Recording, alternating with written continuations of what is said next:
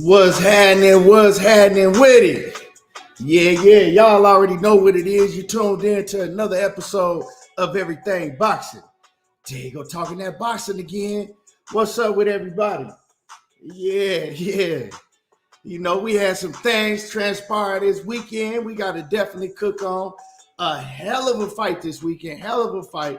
Shout out to Anthony Yarde and Artur Beterbiev, man. That was a hell of a fight. We're going to definitely talk about that. Salute to everybody in the building. Make sure that y'all hit the like button. Make sure that y'all hit the like button. If you're coming in the building and you haven't done so, make sure you hit the like button. Mr. Mechanical in the building. What's happening with it? Johnny Q. John Kramer in the building. What it do? Mike Ryan. Jose, what's happening with it? Bama Jeff 79. What's happening with it? Coach Joe. Hashtag TWT. What's happening with it? Yeah, we gonna definitely cook today. So like I said, make sure that y'all hit the like button. And come in the building. Let me know you in the building. Jump in the comments. Yeah. A lot going on. A lot is going on in boxing. Rick Timms, what's happening with it? Tremaine Smith, what it do? A lot going on in boxing. And a lot of things is going on I'm not surprised by. Really not. Kevin, we gonna talk about that, man. We just starting the show and we definitely gonna talk about all that. Alden Johnson, what's happening with it?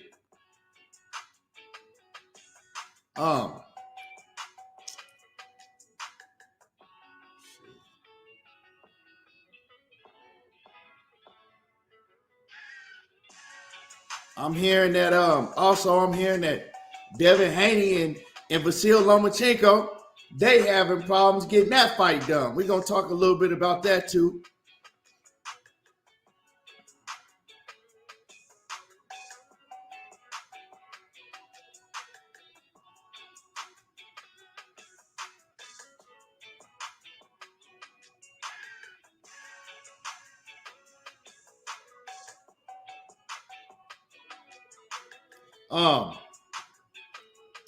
Blair Cobb. We're gonna talk about Blair Cobb. You know, because Blair Cobb, man, they didn't pull Blair Cobb card, made him, you know what I'm saying, drop down to his knees and apologize.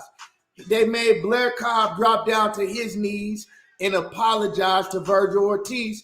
And we're gonna talk a little bit about that too. But like I said, make sure that you hit the like button when you come in the building. Jump in the comments, let me know you're in the building.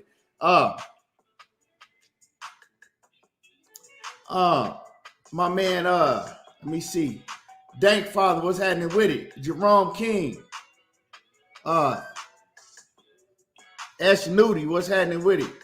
Let me see who else we got in the building. My man, Ultimate Fight Club, what it do? What's happening with it? C Love, what's happening with it? Yeah, man. Kevin Wells, what it do? Yeah, a lot going on.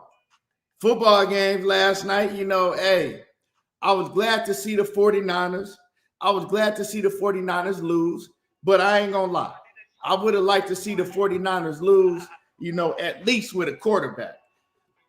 You know, hell of a game yesterday, but 49ers, you know, they didn't have no quarterback. The Eagles was able to, you know, run through them. But, hey, I don't know. To all the Eagles fans out there, real talk, I was rooting for y'all to win. I hope the Eagles win the Super Bowl. But y'all wasn't looking too good on offense. Y'all was having a very hard time scoring on offense into San Francisco suffered all them injuries.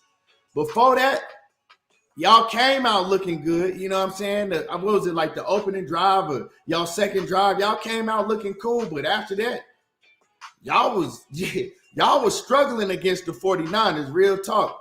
And then they start suffering all them injuries, and, you know, y'all start running through them. But y'all going to have to play better than that against the Chiefs. Because I'm going to tell you right now, Patrick Mahomes, he going to be healthy. You know what I'm saying? Pat, he going to be healthy.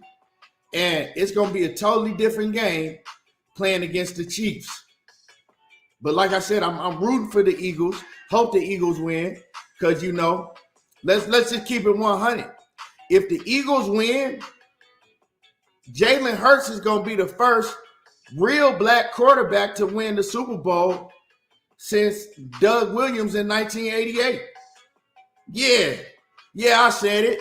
If the Eagles win, Jalen Hurts is going to be the first real black quarterback to win the Super Bowl since Doug Williams did it in 1988. You know what I'm talking about? Russell Wilson, he ain't black like that.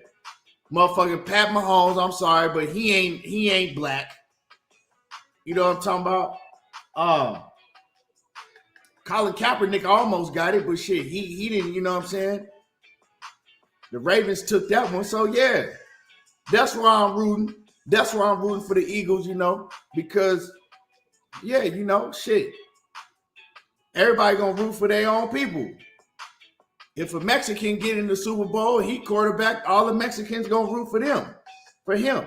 So yeah, you know, I'm rooting for Jalen Hurts, first black quarterback to win the Super Bowl since 1988, and Doug Wilson. Yeah, OTB, I know that hurt, dog. Man, it came down. It would have went to overtime. If old boy hadn't to push Pat Mahomes out of bounds, that game would have definitely went to overtime, dog. Would have definitely went to overtime. But hey, man, just a bonehead play. You got to be disciplined. You got to stay disciplined. And some of these football players, man, they don't got no discipline. They just got to get that last lick in. And that's what he showed. He showed frustration, and he just had to get a lick on Patrick Mahomes. He didn't have no discipline at that point in time. And it cost him. And I seen a clip, man. I seen a clip on Instagram where one of the teammates, man, went off on old boy. He said, man, why the hell you had to hit the quarterback? Why you hit the quarterback? Dude was going off on him. So I said, yeah, they might get to rumbling in that locker room. A1, who's on? What's happening with it? Like I said, A1, the 49ers is sitting on the couch watching the game just like my team. Yeah, how you love that? But, you know, y'all did your thing. Y'all didn't have no quarterback. But, you know, hey, what happens in football? That's what happens in football. But I was rooting for the Bengals to beat the Chiefs. I really was. I was rooting for the Bengals. I thought the Bengals was going to beat the Chiefs. But my whole thing is I thought the Bengals was going to beat the Chiefs because I thought that Patrick Mahomes was going to be a lot more injured than he was. Now, you could still see that he was laboring that ankle a little bit, but he was a lot better than what he was the last game. Oh, damn, A1, I don't know why. I thought you was a 49ers fan. I could have swore you was a 49ers fan. I didn't know you was a Saints fan. I'm sorry for you. That sucks. But hey, you know what I'm saying? Who am I to talk? Who am I to talk? John Kramer. You didn't listen to what I said, John. My man, you know what I'm saying? John Kramer with the kilo around your neck. I said, Jalen Hurts will be the first real black quarterback to win a Super Bowl since Doug Williams in 1988. That was my exact words. Yeah, so yeah. What's happening with it? G5, Gabe. G5, them 49ers, they sitting on the couch watching the goddamn Super Bowl with us. Mr. Rez J, what's happening with it? What it do? Band Up says, man, the Seahawks finna have the best draft season, though. They might, man. The Seahawks, man, hey. Geno Smith surprised me, man. He played very well. Geno Smith played very well. He played way better than Russell Wilson has in the last few seasons. You know what I'm saying? So Geno Smith, they thought that the Seahawks was going to be really down and out, And Geno Smith came and, he kind of showed out, man. So salute to him. Oh, okay. Okay, John. For sure. I don't see everything that pop up. Upper echelon, what's happening with it, brother? Hope you doing better. Yeah, but man, OTB, man, it's crazy, OTB. When I'm watching that game, and I seen that play take place, and then after that, I knew, when I seen that field goal go through the uprights, OTB, you the first one that thought about. I thought about you and Cassandra Mason. I said, damn, man, I felt bad for y'all. I I really did, because I know what it feels like, not in the Super Bowl, because shit, my team ain't made it to the Super Bowl. I was a kid last time. I think I was a freshman in high school the last time the Cowboys made it to the Super Bowl. So, but, we won all our Super Bowls. But as far as that feeling, I knew that y'all felt. I've known that feeling in basketball with my Lakers. Like, I've known that feeling to where you had the game right there. It was right in your grasp. And before you know it, one play just ruins it all. One play. And that's what it really came down to, because that game was going to go to overtime. Once again, G-Roll. I'm going to say it again. Now, if you don't understand what I'm saying, that's on you. Jalen Hurts will be the first real black quarterback to win the Super Bowl since Doug Wilson did it in 1988. Pat Mahomes ain't no real nigga. Real talk. Pat Mahomes ain't it. Russell Wilson ain't it. You know what I'm saying? Colin Kaepernick almost got one, but he fell short. So, like I said, I don't put them in the category as, black like that. They just is what it is. That's my opinion. So to me, Jalen Hurts will be the first real black quarterback since Doug Williams.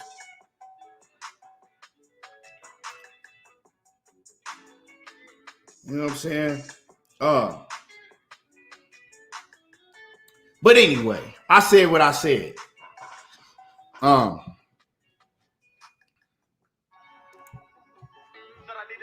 anyway, Dub Rice, what's happening with it?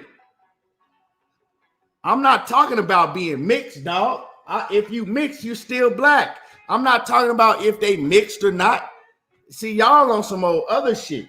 I'm not talking about, because if you mixed, you not. No, I ain't talking about that. I ain't talking about full-blooded or none of that shit. If you mix, if the police look at you, right, they gonna look at you as black. But I'm talking about when you look at when you think with just how Pat Mahomes and Russell Wilson, you know what I'm saying, the way that they ain't black, they don't, you know what I'm saying, you don't look at Pat Mahomes and think like the way he carried himself and everything, that he a black man, and Russell Wilson. Really don't. You kind of put them with the white people. I do. You know what I'm saying? Yeah, Rick Tams, Pat Mahomes don't represent nothing black. I put him with the white people. I'm not talking about because he mixed or nothing. You know what I'm saying? That shit don't really matter. Colin Kaepernick is mixed, but you look at him as a black man. You've always looked at Colin Kaepernick as a black man. You know what I mean? Because the way that he carried himself and everything, and he represented black people. Shit. Pat Mahomes definitely don't. Goddamn, Russell Wilson definitely don't. So, even though he got a black wife, but he really don't, you know what I'm saying? But, hey, so that's what I was saying. I'm not talking about because if they mixed or not. That don't, you know what I'm saying? It's just all about how they carrying themselves and what they represent. They more represent the white culture. Yeah, you know what I'm talking about? R. West says, I've literally never considered Mahomes black. I didn't even know he was mixed. Buddy White. Yeah, that's how he white. He carry himself like a white man. That's how he want to be perceived, really. So, hey.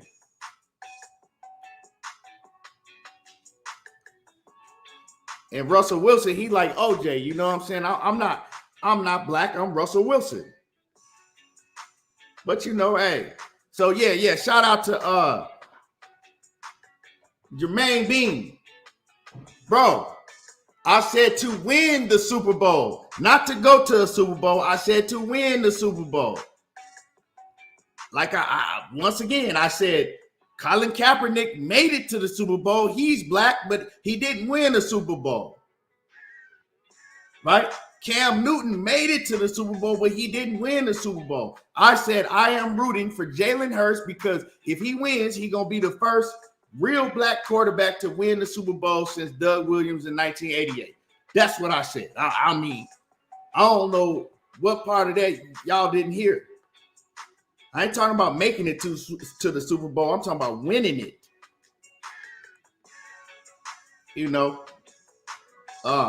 So that's all I'm saying. But anyway, y'all smash the like button. Let's talk this boxing. You know what I'm saying? Y'all smash the like button. Let's get into this boxing. And my man, Nicola Browning in the Cash App, man. Always coming through. You know what I'm saying? Showing love. And he said, Mahomes did graduate from White House. Laugh out loud. Yeah, man. But Mahomes a hell of a quarterback. You dig what I'm saying? He a hell of a quarterback. But hey, they look at him, Mahomes, they look at him as the white people look at him as part of them. Real talk. They look at Mahomes as with them. You feel what I'm saying? And he look at himself pretty much like that.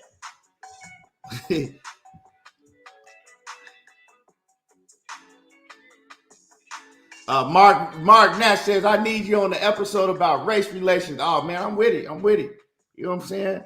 But that's just my feelings. Y'all ain't got to agree with me. You know what I'm saying? That's just my feelings. It ain't about nothing about being light-skinned or mixed. It's about what you represent. And they don't represent black culture. They just don't. Pat Mahomes, Russell Wilson. Yeah. You know what I'm saying? Like I said, Jalen Smith, yeah, he'll be a real black quarterback to win the Super Bowl. Lamar Jackson, they don't want no nigga like Lamar Jackson winning the Super Bowl. They like, man, hey, we ain't gonna put no wide receivers around him. Hey, we gonna make sure he don't win no Super Bowl. We don't want no nigga like this in the Super Bowl. But yeah, man. So I'm going for Jalen Hurts. Hopefully, Jalen Hurts can get him one. You know what I'm saying? Hopefully, Jalen Hurts can get him one in. You know what I'm saying? Mike Biggs, what's happening with it? Salute. Seattle Boxing Talk, what's happening with it? Dank Father says, Bronco country, let's ride. I don't know about but y'all looking real bad, the Broncos, dog. Yeah, man. Like my man Mark Nash said, man, get the likes up, y'all. Smash the like button. Get the likes up. It's free. It don't cost you nothing. It don't cost you nothing. Get the likes up. Yeah,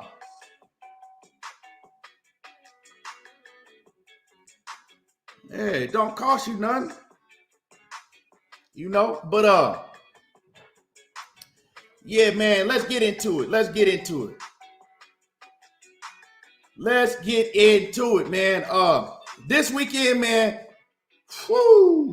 we had a damn dog fight. Anthony Yarde and Artur Beterbiev, man, they put in that work and they put on a hell of a show for the fans. Let me tell y'all once again, man, that was a hell of a fight. Anthony Yarde and Artur Beterbiev, that shit was a hell of a fight. I enjoyed every second of that fight, and they really put on. They really, really went out there. And Anthony Yarde, man, I salute Anthony Yarde because he went out there and he laid it all on the line. They went to war. He didn't back down. He didn't show no fear of Artur Beterbiev at all. And you know, a lot of people saying that he exposed Artur Beterbiev, but my thing is, I think that myself included, we all underestimated Anthony Yarde. We didn't give Anthony Yarde the respect that we should have gave him because he went out there, and I believe that Anthony Yarde, he earned everybody's respect. But at the end of the day, when I had broke down the fight, it pretty much went like I said it was gonna go, you know. But with that being said, Anthony Yarde actually did a lot better than I expected him to do, right? Even though I pretty much broke down the fight exactly how it played out. One thing that I left out is that I didn't think that Anthony Yarde was going to do as good as I saw him do. Like, Anthony Yarde went into that fight and he fought his goddamn ass off. You know what I'm talking about? Like, Anthony Yarde went in that fight, and I mean, he was right there. He was right there with Beterbiev. Beterbiev was just too strong. But Anthony Yarde, he started off trying to, you know, use the ring, use his jab, outbox Artur Beterbiev, you know. But like I told y'all when I talked about this fight, I said he's going to start off trying to move around and trying to outbox Artur Beterbiev. I said, but Anthony Yarde is a fighter at heart. That is not his fighting style. He's not a fighter that's going to move around and try to use his footwork. I said, eventually, he going to sit down and he just going to bang it out with you. And that's what happened. You know, Anthony Yarde, he tried to come out. He tried to use his boxing skills and do all of that. But eventually, he was like, man, F all of this. You know, I'm going to go to what I know. And that's, I'm going to fight this dude. And one of us got to go. And that's what happened, man. They met in the center of that ring. And Anthony Yarde was pushing him back at times. He was pushing Anthony Yarde back at times. But they was going at it. They was going at it. He had Artur Beterbiev hurt a few times in that fight.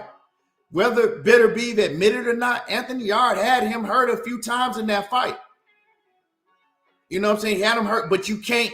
But see, the thing is you just can't get reckless and jump on Beterbiev like that, because when Anthony Yarde tried to jump on him, it's like that. Beterbiev would snap out of it, and then he would reverse the roll on Yarde and then put Yarde up against the ropes and start, you know, banging away on Yarde. And it was back and forth. And they said on 2 of the 3 judges' scorecards, when the fight ended in the 8th round, I believe it ended. When the fight ended in the 8th round, they said that 2 of the 3 judges had Anthony Yarde up on the scorecard. I mean, Yarde, man, he looked great. He did very well. He didn't look like he got that tired, but it's like, man, that dude is fucking strong. Y'all don't understand how strong. You got to have somebody that has, in order to beat Artur Beterbiev, you're going to have somebody like Bivol that has great lateral movement. You know what I'm saying? The length, he has that, you know what I'm saying, that length, and somebody that could box very well with all that lateral movement and that has respectable power. Bivol is the guy to beat him. Other than that, none of them dudes is gonna beat is gonna beat Beterbiev. He's too fucking strong. You know what I'm saying? Because once a firefight break out, he's just too strong. He hit too hard. He's too strong. Like when I seen that dude pick up a barbell, Olympic-sized barbell. Y'all know what a barbell is, what you bench press with.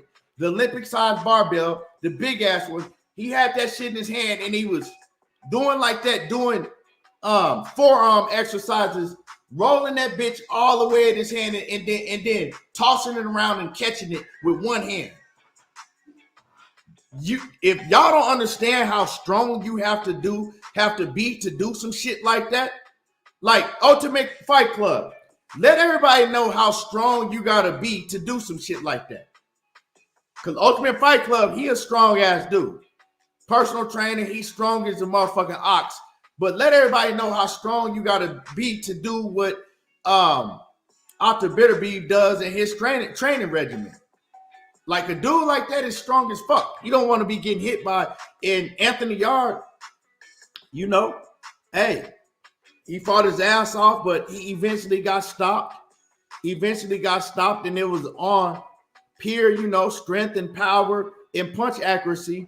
And Beterbiev, man, hey, like I said, you try to fight him and get in a dog fight with him, you ain't gonna win that. You're not gonna win a dog fight with Artur Beterbiev, but man, Anthony Yarde, he did great, man. He did. To me, Anthony Yarde, he fought the best fight that I've ever seen somebody put up against Beterbiev. He fought the best fight, and Anthony Yarde will be a champion.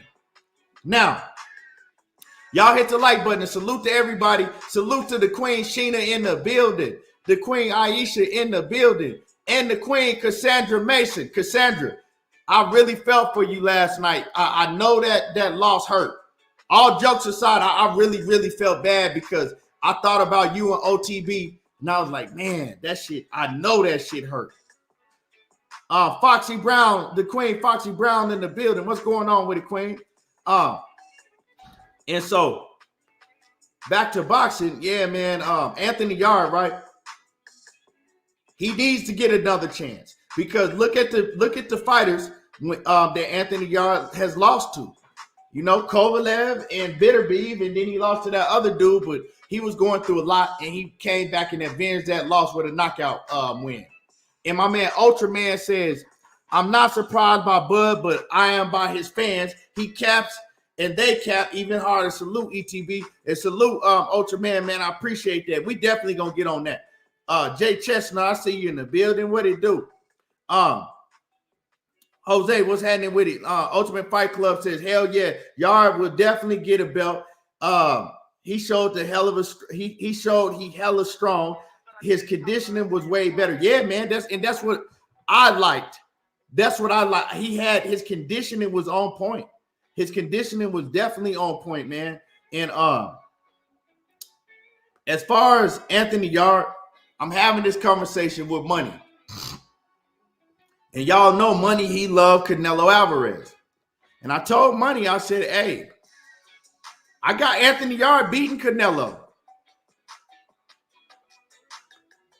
I said, if Canelo ever bring his ass back up to 175, I said, that's a fight I would love. And KG, I see you in the building, big dog.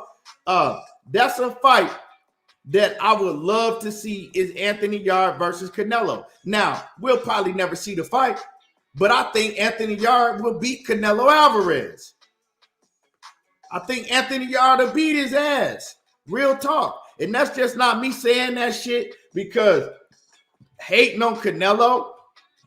But man, what Anthony Yarde showed me in that fight last night, I really do think that Anthony Yarde will beat Canelo, man. And that's a fight that I would love to see. I would love to see that fight because I think it'll be a hell of a fight. You know what I'm saying? I think it'll be a hell of a fight, but man, Anthony Yarde, man, I just hope that, and he looked in good spirits after the fight. He looked like, hey, he was just like, man, I hit him with a shot. He came back and hit me, and he was like, shit. I was like, basically, God damn. He said, I seen him hit dudes with that overhand jackknife where he drive that shit down and you. Say, I seen him do it. He said, and I seen it coming, but he caught me with it, and I was like, damn. And then he letting you know that Beterbiev, man, he hit hard as he hit like he got bricks in his gloves. But put Anthony Yarde in the ring with Canelo Alvarez. That's a fight I would love to see. Like, we talking about great fights. I think that would be a great fight. And I really think that Anthony Yarde, now that he's matured, he's 30 years old, y'all got to understand that Anthony Yarde, he didn't have no amateur background like that. He only had about, 12 amateur fights or some shit like that. So he didn't have no amateur background. So throughout the years, Anthony Yarde has just been learning. He's been learning, picking up, his boxing skills, and he's been learning on the job. Kind of like what Wilder did. Anthony Yarde, and he had less amateur fights than Wilder did. A lot of people don't know that about Anthony Yarde. He had less amateur fights than he only had about 12 amateur fights. He just picked that shit up on the go. So now he's 30, and I think he's still coming into the prime of his boxing career. And he's getting better and better, and he's showing the maturity that he has, and man, he really put on. You know what I'm saying? And I do, I would favor him to beat Canelo. A great fight, man. That's a hell of a fight. I would love to see though. Y'all, let me think. What do y'all? For those who watched the Yarde and Beterbiev fight, what do y'all think would happen in Canelo versus Anthony Yarde? If Canelo and Anthony Yarde fought, what do y'all think would happen? And drop your comments in the comment section. Let me know who y'all would pick between Canelo and Anthony Yarde. And give me a second. I'm going to go get some water, and I'm going to be right back.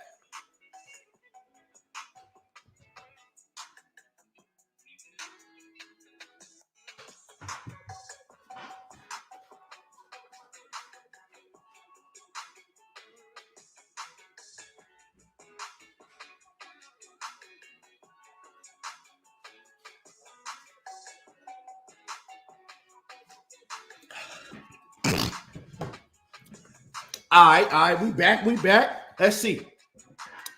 Let me see what y'all talking about. Smooth groove straight from that Oak Cliff in the building. Let me see. Rock Gut said you think they stopped the fight too early. Nah, I don't think they stopped it too early. Yarde was very, very hurt, and he was finna get hurt badly if they had to let loose that goddamn bull on his ass. Let me see what y'all talking about. William Old School, what's happening with it? Johnny Q, I'm not sure. It's not an answer, man. You got to give me a pick, dog. I think Canelo stops him, Speak says. You think that Canelo stops Anthony Yarde? Okay.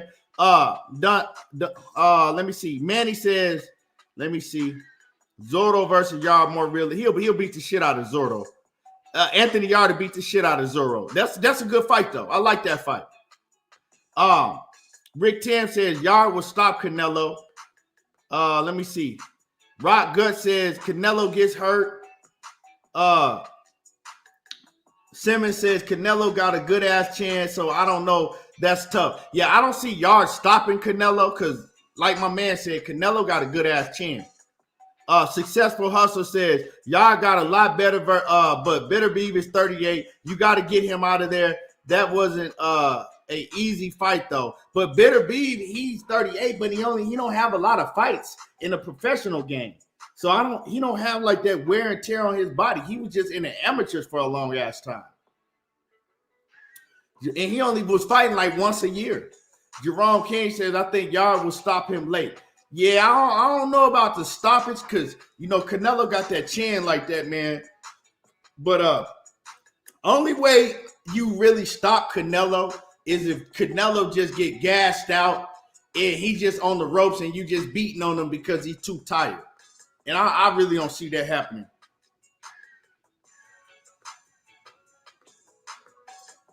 Upper Echelon says Canelo loses to any real black fighter. I wouldn't say all that, dog. I mean, Canelo then fought plenty of real black fighters. So, I ain't going to go that far to say that shit. Bong said he probably won't go back to 175. Smooth Groove said he got Yarde beating him. What's happening with it, Crush?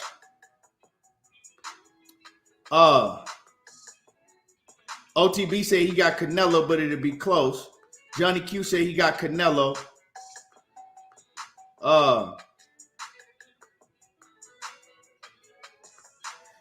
Rick Tam says Canelo is no problem for Yarde. I don't know about he ain't no problem, but it'll be a good fight. I'm not saying that Yarde gonna run through Canelo. Ain't nobody just gonna run through Canelo like that. You know what I'm saying? But I got Yarde. I think that Yarde could beat him. A1 say Money TV gonna come back here and put the MF and run your ass over. You should be talking disrespectfully about Canelo. G Rod Mo says Canelo like to go to the body and Yarde has stamina problems.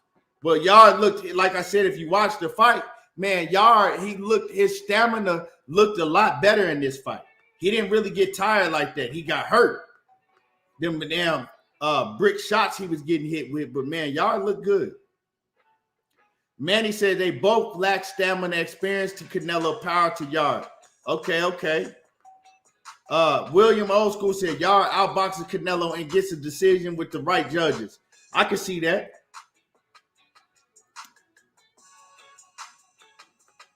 I can see that. You think that Canelo beats Yarde? Let me see. Foxy Brown says Yarde got too much muscle and gas out fast, but he didn't gas out in this fight. In the last few fights, like I said, he looked a lot better. He looked like he got his stamina up. Mr. Blue said Yarde. Let me see. Yeah, but like I said, it's not a fight that's either fighter is just going, win easily. It's gonna be a hell of a fight. Like, I love that fight, but that's a fight that I don't see happening. But I would love to see that fight happen, man. Imagine that, man. Imagine Yarde against Canelo over in the UK. That'd be a big ass fight. But anyway, moving along. Salute to Yarde and Artur Beterbiev, but from what I saw, I think that Bivol. This is my first time ever making this. This is my first time ever saying this, but now I think that Bivol can beat Beterbiev. I think that Bivol can beat Beterbiev, because Bivol, he has the respectable power. He ain't like no super power punch, but he got respectable power. But he has the boxing skills and the footwork to be able to, beat Beterbiev and to outbox him. And to not let Beterbiev trap him in the corner like that and, cut off the ring on him. Yeah, so I like Bivol in that fight, man. And that's the fight that needs to be made. I want to see Bivol put all the belts on the line. You know what I'm saying? Him and Beterbiev for undisputed. That'll be a hell of a fight. Dope-ass fight. If Canelo is trying to make him go to 168 and fight, go get all of the belts from Beterbiev at light heavyweight. You know what I'm saying? Make Canelo fight the rest of them dudes at 168. You already beat him. Don't go down to 168 just because Canelo want to suck you down to 168. That ain't your weight class, man. Stay at your weight class. Become undisputed at your weight class. That's it. That's all. Get all the straps at your weight class. Forget what Canelo talking about, man. Trying to suck you down to one. Fuck what Canelo talking about. You don't need him to suck you down to 168. That's the fight I want to see. And then force Canelo to have to fight one of them other cats. You know what I'm saying? Like a Jose. Damn. I just lost my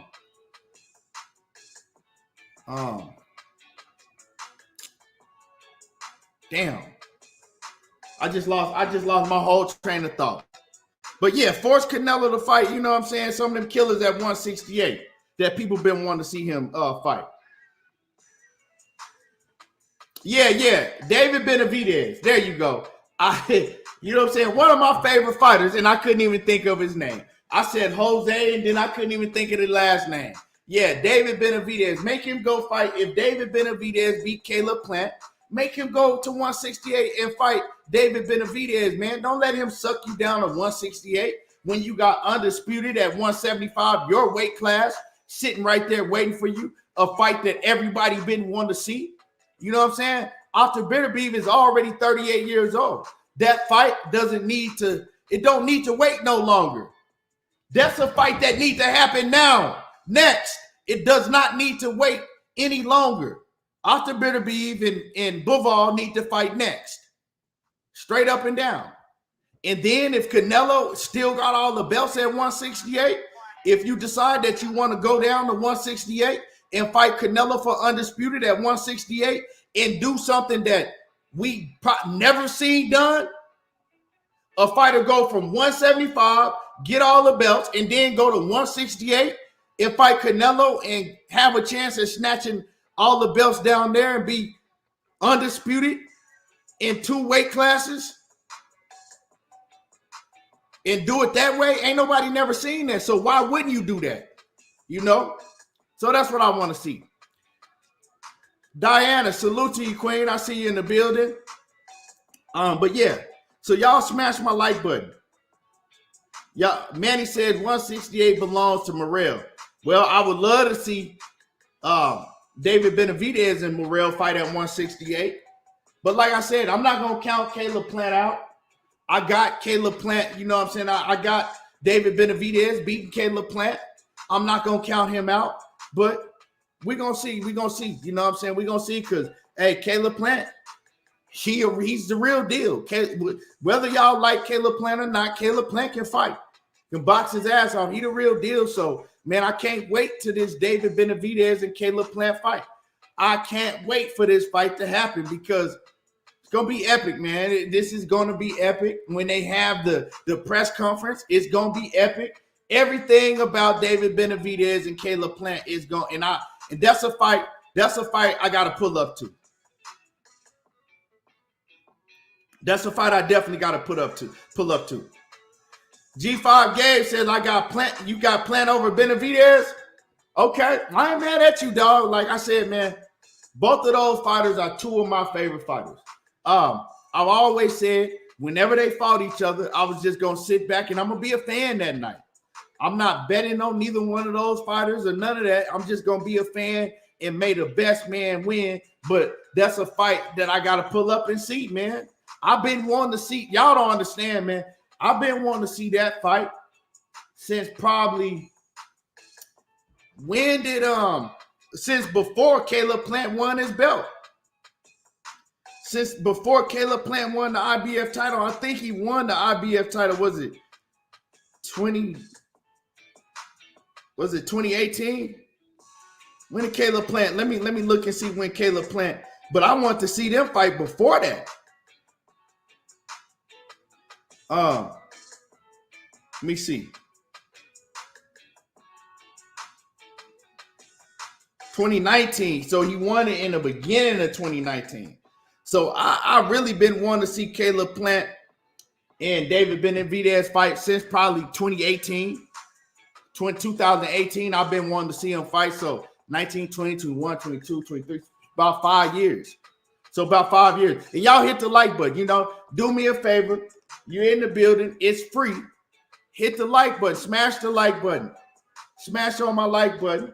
I appreciate everybody that's in the building. Hit the like button. We finna definitely cook today. So smash on the like button. It don't cost you nothing.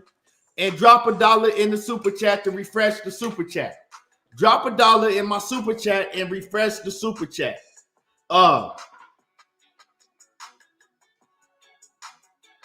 And I appreciate everybody for that's tuning in for the first time.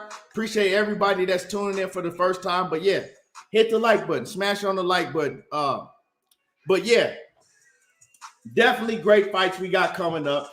I can't wait to David Benavidez and Caleb Plant. Hell of a fight.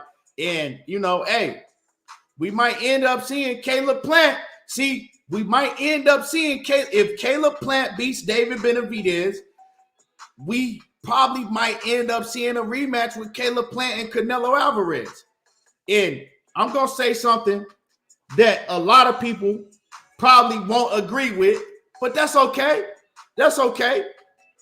I think that if Caleb Plant is able to get past David Benavidez, which, like I said, I got David Benavidez over everybody at 168. I got David Benavidez beating everybody. But Caleb Plant ain't too far behind David Benavidez, and y'all gonna see win, lose, or draw in that fight. It's gonna be a hell of a fight. But if Caleb Plant is able to beat David Benavidez in that fight, we're probably gonna see a rematch with him and Canelo. Now, a lot of y'all might not agree with this. And go sub to G5 Gabe. He dropped his link in the chat. Go sub to him. And Diana, the Queen Diana, I appreciate you, Queen. I appreciate the love and the support. Now, A lot of y'all might not agree with this, right? But if Caleb Plant and Canelo Alvarez fight again, I think that the fight might show us a different outcome. I'll be willing to bet on Caleb Plant to beat Canelo Alvarez if they fought again. And then y'all gonna say, you sound crazy. We saw what happened in the first fight. Y'all gotta understand. The first fight, Caleb Plant had no experience. They threw him in that fight. He only had 20 fights under his belt. His toughest competition that he had ever fought was Jose Uzcategui, and he fought him like 3 years prior. After he beat Jose Uzcategui, they didn't set Caleb Plant up to be victorious against anybody like Canelo Alvarez. He won the belt, and then they put him in against motherfucking Figgin Butts and goddamn Mike Lees, and they put him in against motherfuckers that I can whoop. You know what I'm saying? They put him in against motherfuckers that I can whoop. They find them motherfuckers from Subway and goddamn the cooks in the back of Denny's and shit. Here, they lining him up with bomb after bomb. And on top of that, man, shut the fuck up, Dundada. Shut your ass up, Dundada. And on top of that, right? And on top of them putting him in up against bomb, right? He's only fighting once a year. He only fighting once a year. So you put him putting him in against a bomb once a year. That's not setting you up to be put in the situation, right? And of course, he got a lot of money, so he ain't finna turn the smoke down. And of course, in his head, he thought he was good enough to beat Canelo because he running through these bombs. But in order to be put in a situation like that, right?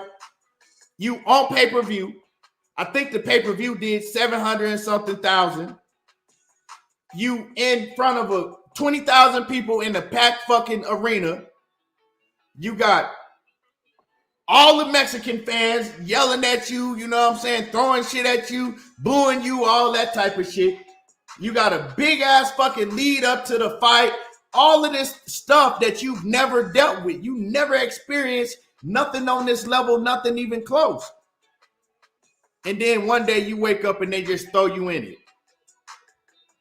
You're not prepared for that shit. Your adrenaline is rushing. Your breathing is off. Now you did like it's just it takes you got to build yourself up to that spot. And to me, the PBC, they didn't do him a service, right? They did him a disservice on how they handled his career leading up to the Canelo Alvarez fight. They didn't build him up, you know what I'm saying, to be able to be successful in the Canelo Alvarez fight. And that's just the truth.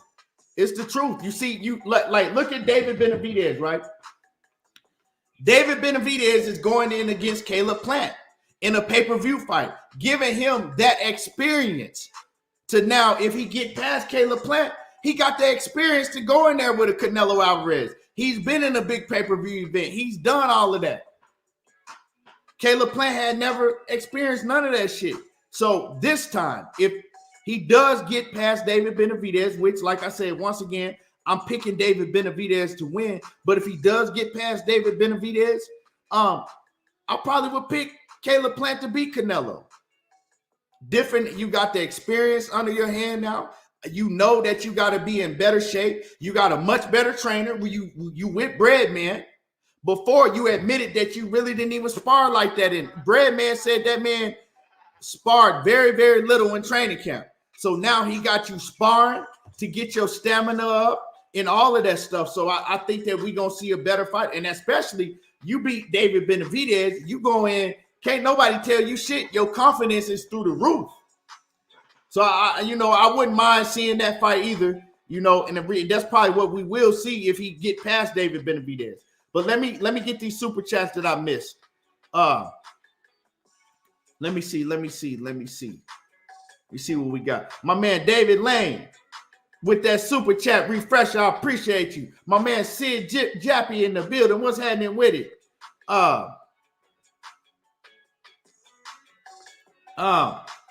Foxy Brown with the super sticker, the queen, Foxy Brown. I appreciate you. Let me see. Hold on. See if I missed anything. My man G Rowe, what's happening with it? He says, with the super chat, he says, I like Morrell and Andrade over everybody. Okay. I might be able to give you Morrell.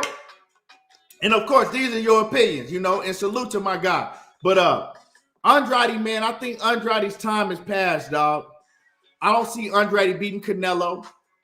I don't see Andrade beating a Morrell or David Benavidez. And I really don't see Andrade beating Plant, but Plant and him probably will be a chess match. Him and Plant probably will be a chess match.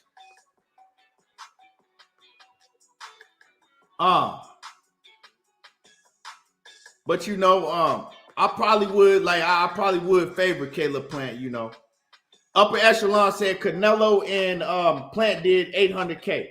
Yeah, somewhere around there. I know that. Jose Alvarez says, so y'all saying if Canelo beat David, he wasn't ready. I actually, if you heard me, I said the exact opposite, dog.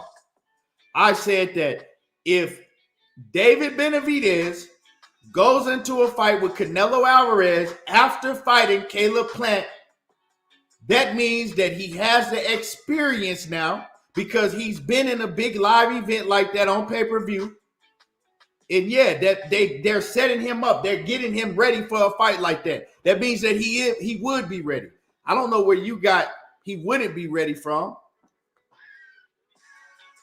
But yeah, man, great fights. Now, hit the like button, smash my like button, y'all. Let's talk about other things that's going on in boxing, y'all.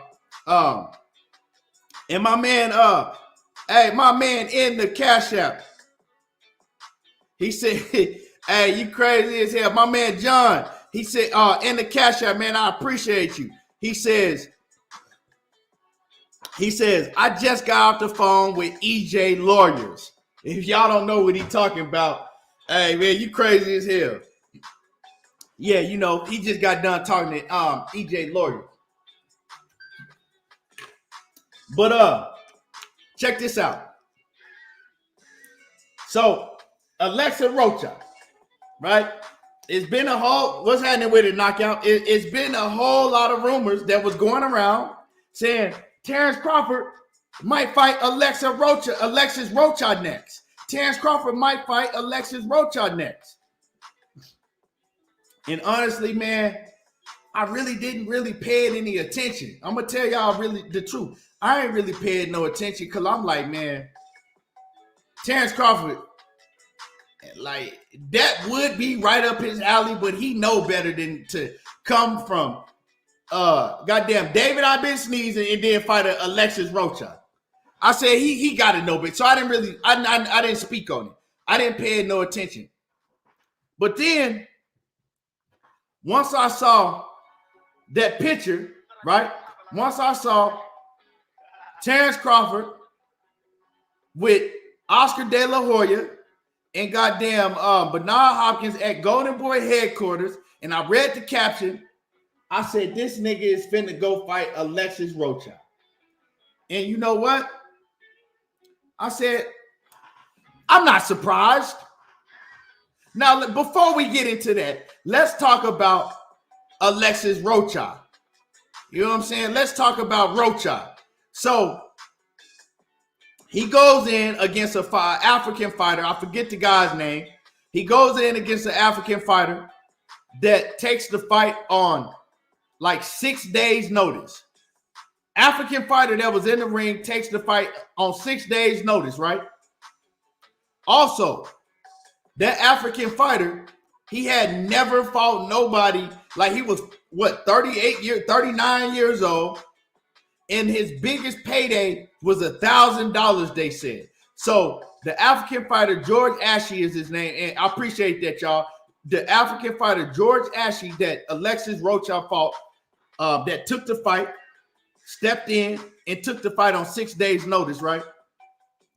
His biggest payday was $1,000 before this fight with Alexis Rocha. 39 years old, and really, you know what I'm saying, he really had never fought nobody. But he went in there and he gave Alexis Rocha a hell of a fight. He was hitting Alexis Rocha with everything but the kitchen sink. I'm talking about, man, he was hitting that dude easy as hell. Alexis Rocha was having a fucking dog fight with really, you know what I'm saying, no disrespect to the African fighter. What's his name again? What was his name again? Let me find his name in the chat. But no disrespect to him, right? But man, he was probably like a D+ level fighter. You mean to tell me, George Ashley, you mean to tell me that you going blow for blow with a D+ level fighter and he cracking you with all type of shit?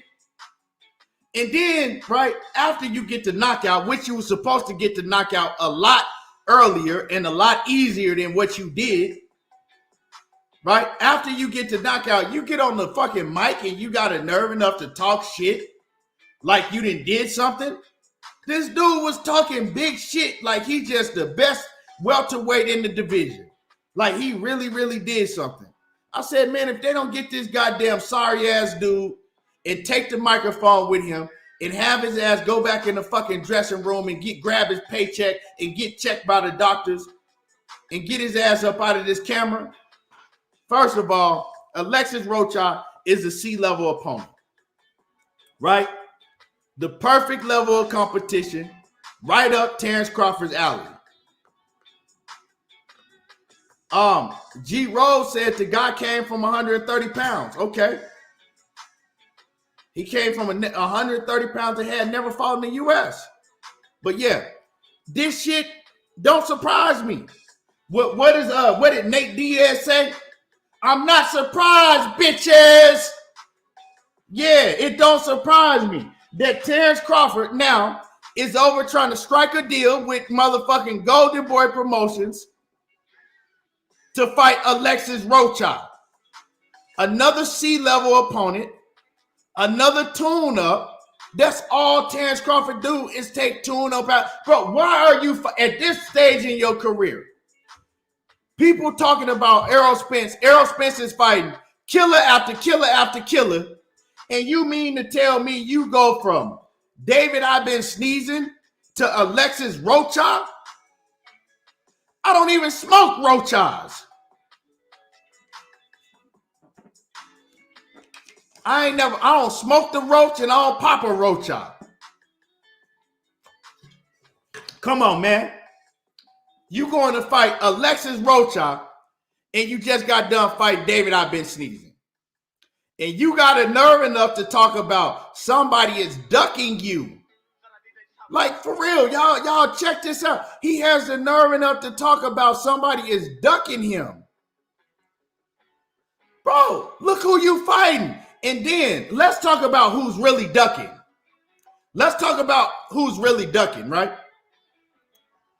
Because Errol Spence told that nigga that he gonna spin the block on his monkey ass. He said, oh yeah, I'm gonna spin the block on you. Errol Spence, you know, hey, he a top dog over on the PBC. He got a good relationship with the PBC. Errol Spence generates a lot of money. When Errol Spence fights, he generates a lot of money. Go look at the numbers. Numbers don't lie. So the WBC and these other sanctioning bodies, they want champions that generate a lot of money. You think that these sanctioning bodies only getting paid off of what sanctioning fees they charge these fighters? No, they getting a piece of the cake too. When it's a WBC sanctioned event, oh, they get money. So just like the WBC and these other sanctioning bodies, they want champions like Canelo Alvarez that generates a lot of money. They want champions like Errol Spence that generates a lot of money. and so on and so on. So these champions that generate a lot of money, they got more pull than other champions, right? So with that being said, Errol Spence was able to put some together to where him and Keith Thurman could fight at 154. It's a WBC sanctioned bout, but he ain't got to put his strap on the line, right? He ain't got to put his strap on the line. That way, he was looking to do exactly what he said he was going to do. I'm not going to relinquish the belt because y'all got to check this out. If Errol Spence had no intentions of fighting at 147 pounds and spinning the block on Terence Crawford, he'll just come out and drop all the titles. Like, I'm going to drop the titles. Ain't no need for me to hold the titles if I know I'm not coming back down to 147. So, no, I'm going to maneuver to where I don't have to continue to make this weight for a fighter that I don't even really want to fight, but I'm doing it because y'all making me, right? So if I make 147 again, it's going to be for Terence Bud Crawford. And y'all make sure that y'all hit the like button. If you're coming in the building, if you haven't hit the like button is free. So make sure that you hit the like button for me, and then it'll be highly appreciated if you do me that favor and hit the like button. But he's making sure, he's setting himself up to be able to spin the block for Terence Crawford. But see, it's only one problem. If I spin the block and you no longer at the block when I spin the block because you didn't ran off and hit again, now I got to motherfucking pay for a goddamn a helicopter to put a Amber Alert out on your ass. And I got to search you down like I'm a goddamn bounty hunter. What can I do if I spin the block and you no longer at the block because you maneuvered and did the same move that you did with Top Rank back in the day? Look, check this out. Let's go down memory lane, y'all, and smash my like button. Let's go down memory lane. Y'all remember when Errol Spence and Terence Crawford back in 2018, when everybody was talking about that fight? Everybody wanted that fight. Everybody was like, man, you know what? Terence Crawford's about to be a free agent. If Terence Crawford goes to the PBC, we can get that fight easily. Because at that point in time, PBC and Top Rank, they was fresh off of being in court with each other.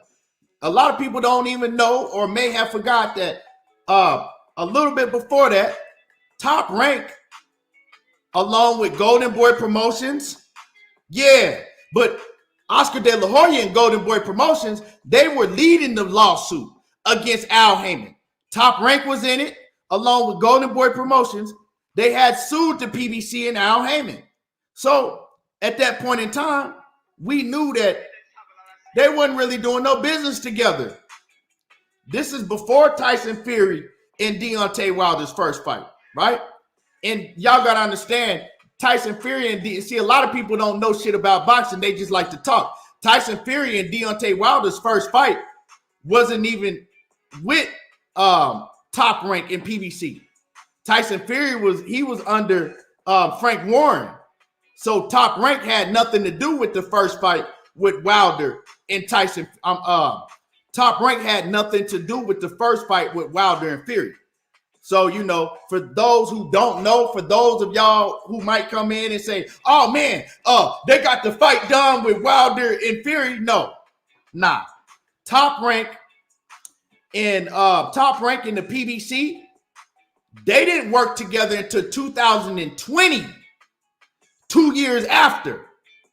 They did not work together until 2020, the second fight 2 years after. So let's go ahead and move on.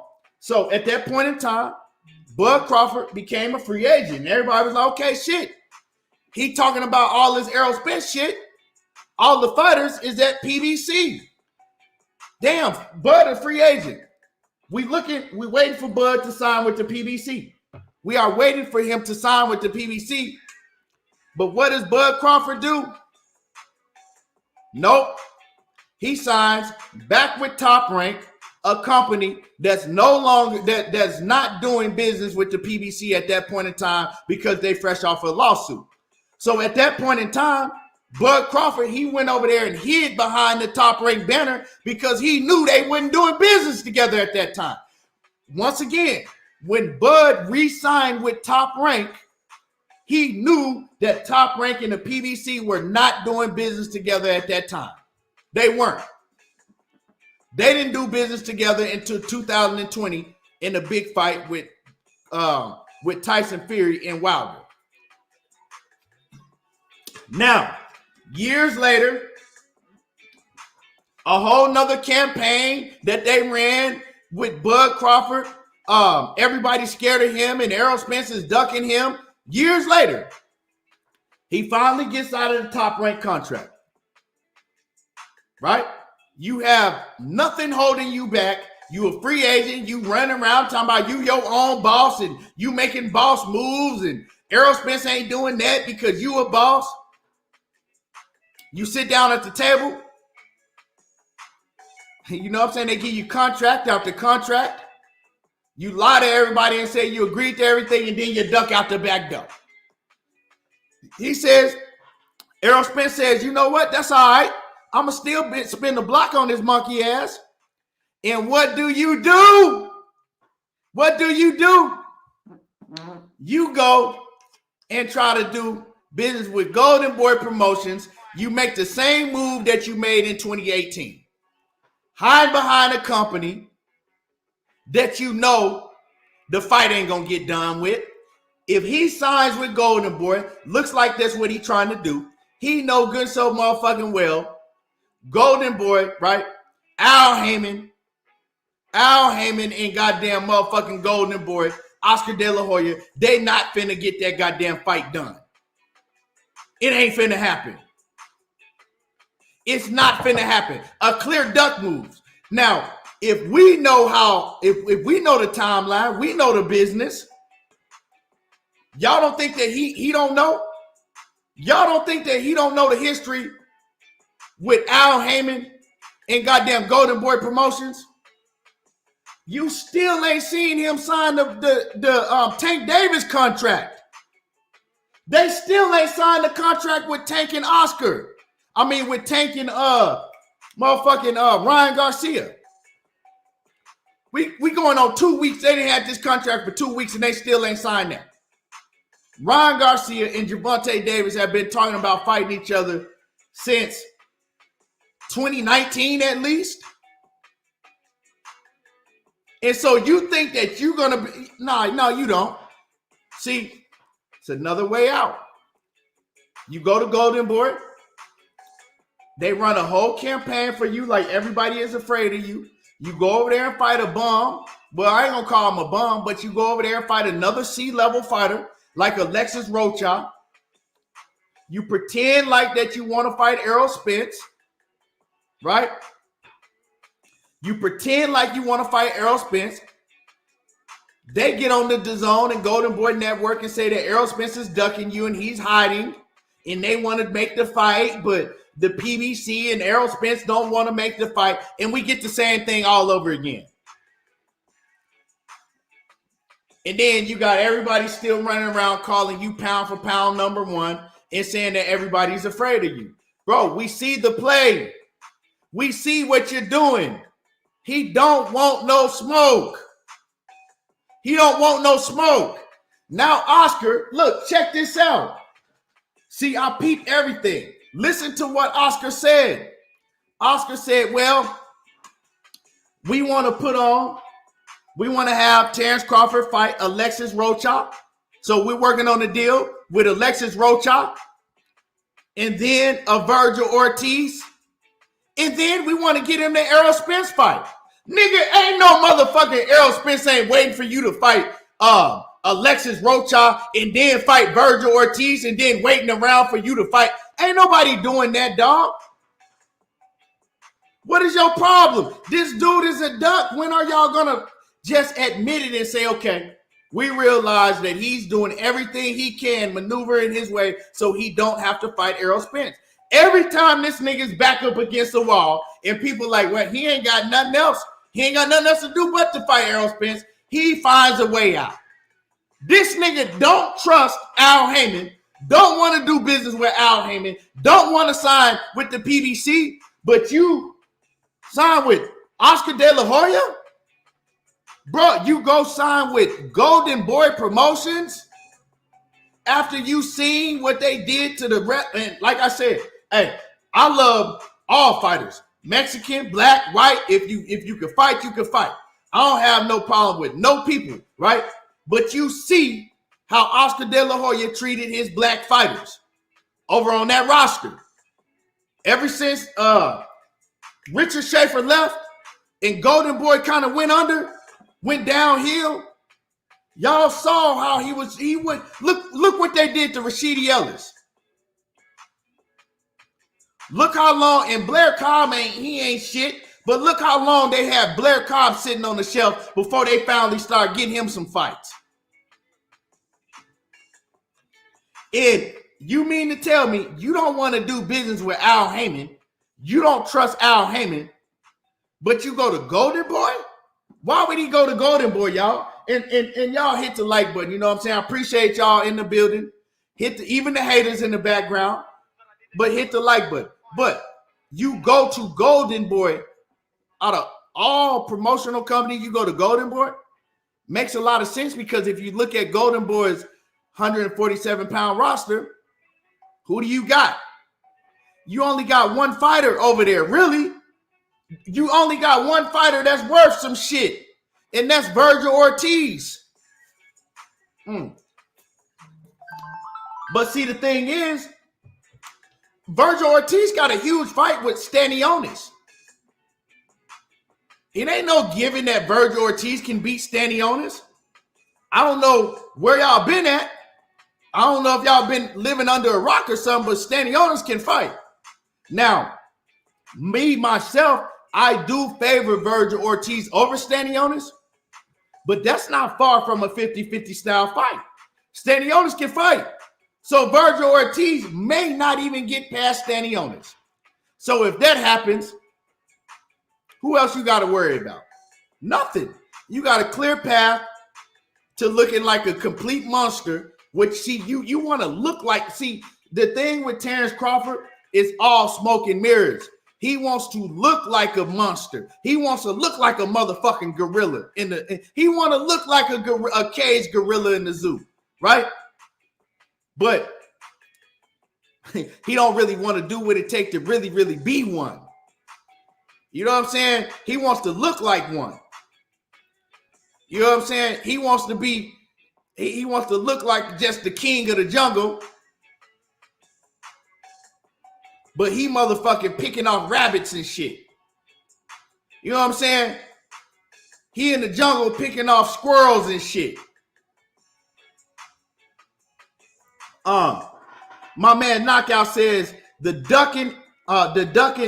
says this is ducking in its most blatant form. Everyone sees it. Some of y'all just love Bud more than you love boxing. You have to, bro. You have to love Terence Crawford more than you love boxing if you can't just come to the realization and admit that, hey, bro, this dude, I like him. I think he's a hell of a fighter, but obviously he don't want to fight Errol Spence. He is a duck. Admit it, bro. I mean, you got to admit it. You got to stop making excuses for this dude. You shouldn't even be over there trying to strike no deal at Golden Boy Promotions.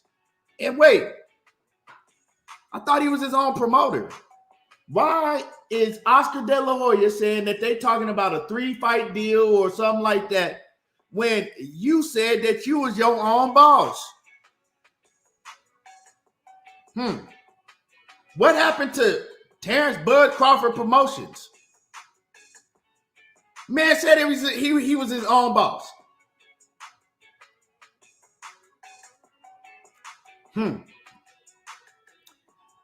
You're your own boss, but you need Golden Boy Promotions to be your promoter. Which one is it? Because you talked all that shit about Errol Spence not being his own boss, Errol Spence being the goddamn Al Haymon puppet and all that shit. But you over here trying to strike a deal with Golden Boy Promotions, dog. And I mean, you weren't over there with, at Golden Boy headquarters just to kick it and shoot the shit with, you know what I'm saying? You wasn't over there just to kick it and shoot the shit with Oscar and Bernard Hopkins. You was over there trying to get a deal done.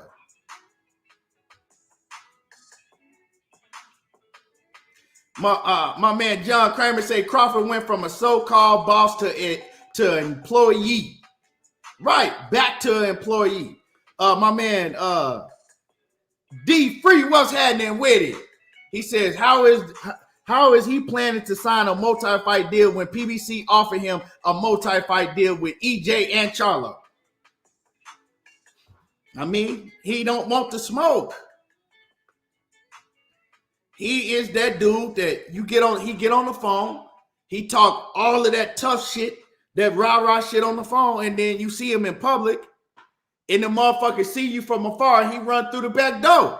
Everybody has known somebody like that in their lifetime. And it might be you. You might be him. Him might be you. Everybody knows that dude that's like that. Talk all of that shit, then you see him in person, and they see you from afar. Next thing you know, you looking around and they gone. You're like, well, damn, I thought he was they gone and shit. That is Terence Crawford.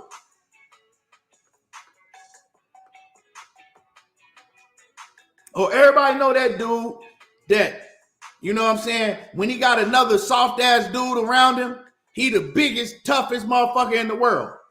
But let another real one, right, that he know gonna throw hands with him come around. And now, you know what I'm saying, he want to be the nicest dude in the world. He ain't talking none of that shit. Everybody know that dude, and that's Terence Crawford. When EJ show up with other fighters that can really, really fight like that, when they show up, he be quiet. He be quiet. Y'all got to start holding this man feet to the fire. I'm telling y'all. And my man Paul in that Cash App, man, I appreciate you, man, coming through in that Cash App, man. And y'all smash the like button. Y'all smash on the like button for me. One time for the one time. Y'all smash on that like button. And y'all follow me on Instagram too. I'm gonna start putting more material up on Instagram. So follow me on Instagram also. That's the Instagram and that's the Cash App. So, you know, if you want to donate to the channel, hit my Cash App. Highly appreciate it. And let me get this, my man Big Dog Willie, what's happening with it? He says, I talked to Khan today, and he said, you be hating on Crawford. That's why BFTB knockout, and you are scared to debate me on Khan being the GOAT. Facts. Oh, yeah, man, I don't want no smoke, Big Dog Willie. I don't want no smoke, man. Khan is the greatest fighter ever. Yeah. You know, I want an explanation for this.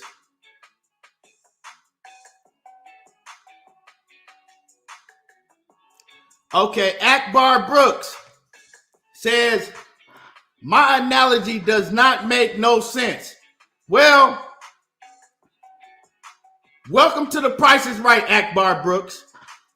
I'm going to drop you a link in the chat, and I want you to come up here. I want you to come up on the panel, right? And the platform is yours. I'm going to let you speak. And then it's my turn. So, hey, it's your lucky day. Akbar, it's your lucky day. Just let me know you still in the building, and I'm going to drop the link for you, and we can get it popping. It is your lucky day, my guy. Let's get it popping. You don't even got to type in the chat no more. We can get it popping. And my man, A-Mob in the Cash App, man. Salute to you. I appreciate you, man, for supporting the channel, supporting the grind. Where you at? Where you at, my guy? The link, just let me know you want the link, and I'm going to drop the link for you.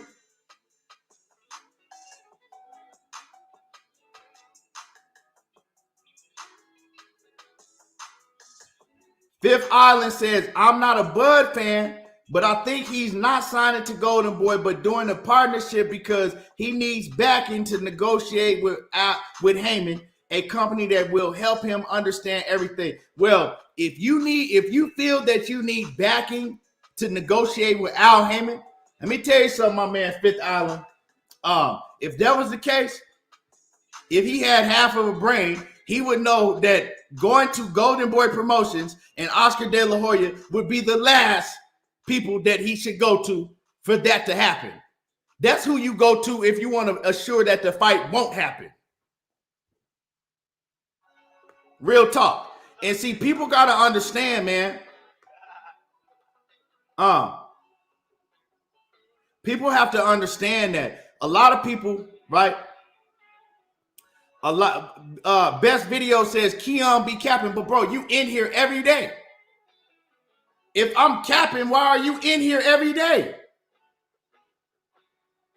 You got to make that shit make sense to me. But anyway, moving along, right? People got to understand, right? Because a lot of people say, well, they about to get the deal done with Tank and Ryan Garcia. Y'all have to understand that the only reason we've even got this far in negotiations with Tank and Ryan Garcia is only because both of those fighters were pressing their promotional companies and their networks, make this fight or we pretty much leaving. We're not going to do no business with y'all. If Ryan Garcia has threatened Oscar De La Hoya on several occasions to do whatever he got to do to get the fight done with Gervonta Davis. He's threatened him on several occasions. You heard, right? You've heard Ryan Garcia, he came out and he said, look, man, they pretty much, and I don't know, I'm just saying what Ryan Garcia said, right? But Gervonta Davis, he alluded to it himself, and he said that Ryan Garcia was telling the truth. Ryan Garcia said, look, man, first they said that we were going to fight at 138. Then they said, no, it got to be 137. Then they said, nope, you know what? We changed our mind. We got to fight you at 136, right? So with that being said, Gervonta Davis was like, shit, man, everything we threw at Ryan Garcia, we was like, nah, you got to do this, and you got to do that, and you got to do that. And he was laughing. He was like, the dude just agreed to everything, right? So with that being said, if they're trying to negotiate with Terence Crawford, somebody that don't want to fight, we're talking about two fighters that really, really want to fight each other. You go with Terence Crawford, bro, they ain't finna get no deal done. Terence is like, nah, I got to be the A side. I got to walk out first. It got to be 50-50. You know what I'm saying? I got to have a sit down with Errol Spence's elementary school teacher before. I need you to pull up that nigga background. I need to talk to his ex-girlfriend. I need my kids to be able to sit down with his kids. Matter of fact, he looked like he growing the shag back. I'm gonna need him to cut off the shag because I'm not fighting the nigga with the shag. You know what I'm saying? Bro, they not finna do that shit with Golden Boy Promotions. Y'all tripping. That fight ain't going, that's where you go if you want to make sure that the fight don't get done. This dude is talking about, oh man, ain't no sides of the streets now. I left Top Ranking, ain't no sides of the streets now. And then you fucking run further over to the other, you run further away from the side of the street that man on. You know what I'm saying? Mother, you talking about sides of the street, nigga. You didn't move to a whole nother country. That nigga done ran the Golden Boy. That nigga talk. It ain't no sides of the street now because, nigga, you done left the country. You might as well chalk that shit up as him leaving the country. So, in the great words of my brother Ricky Williams Boxing and go subscribe to Ricky Williams Boxing. The man don't want to fight. This fight ain't fucking happening. This fight, it ain't fucking happening. The fight ain't happening. You know what I'm saying? It ain't happening. What else do we need to see? And see, if Virgil Ortiz go out there and he looks very good against Stanionis, I'm gonna tell y'all what y'all dealing with. If Virgil Ortiz goes out and he looks great against Stanionis, Golden Boy, Oscar De La Hoya is gonna really see how difficult Terence Crawford is to make a fight. If he go out there and he whoops Stanionis and look real good doing it, Terence Crawford is gonna start pulling some of the same shit with Virgil Ortiz that he did with Errol Spence. And they gonna find out firsthand. We calling him pound for pound the #1 fighter in the world and all this shit. Damn. We gonna have to take that back because he ain't that. Because he gonna give them a problem making a fight with Virgil Ortiz. He gonna start asking for all type of extra shit and, you know, well, we got to do this and, you know what I'm saying, we got to do that. And I'm telling y'all, my man Zay in the building. What it do, Zay? And let me read this super chat from my man. Hold on. My man Paul, what's happening with it in that super chat? He says Oscar taking advantage of him like Bob did. He's dumb. And I saw my brother KQKC Boxing Network, Mr. Wow, the senior OG in the building. What it do? Let me see what I missed some of y'all coming. And my man Wayne Chicago says fact, salute. And salute to you, my brother. KQKC says Bud just not a good businessman. Nah. Bud just don't want to fight Errol Spence. Bud is a great businessman. You know why? Because he knows how to duck out of situations. When you think you got him cornered, he always going to find himself a way out. When you think you got him cornered, he's always going to find himself a way out. He's a great businessman because he's going to find himself a way out. Real talk.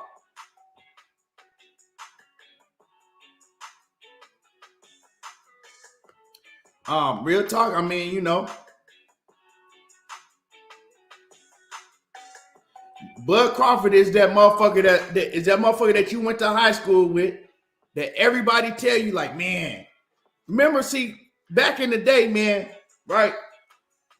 If you thought a motherfucker if you thought a kid was a black belt in karate, you'll pretty much leave him alone and shit, right?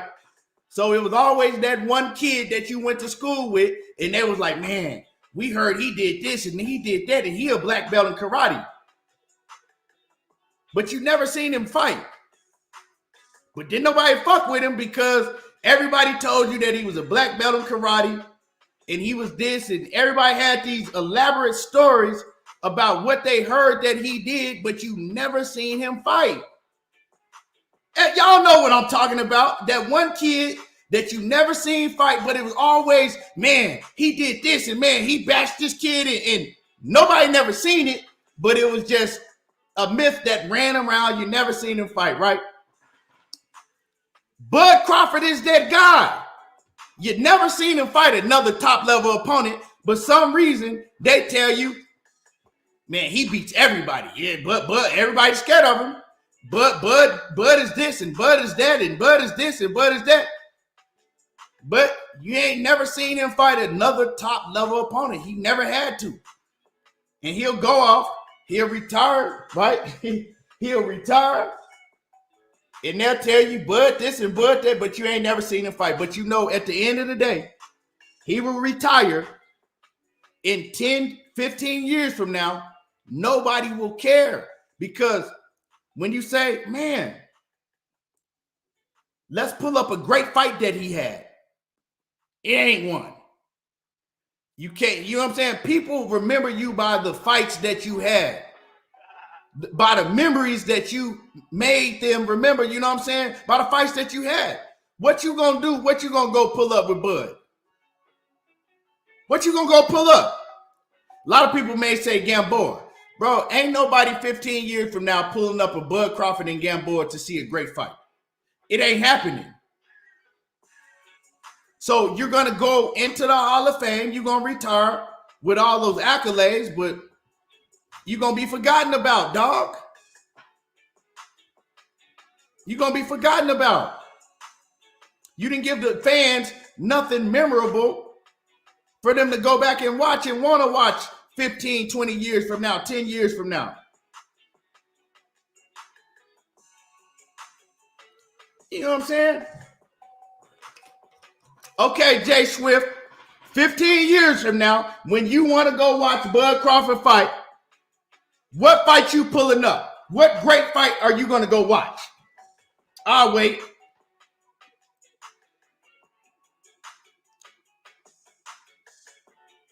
I'm gonna wait. I'm waiting.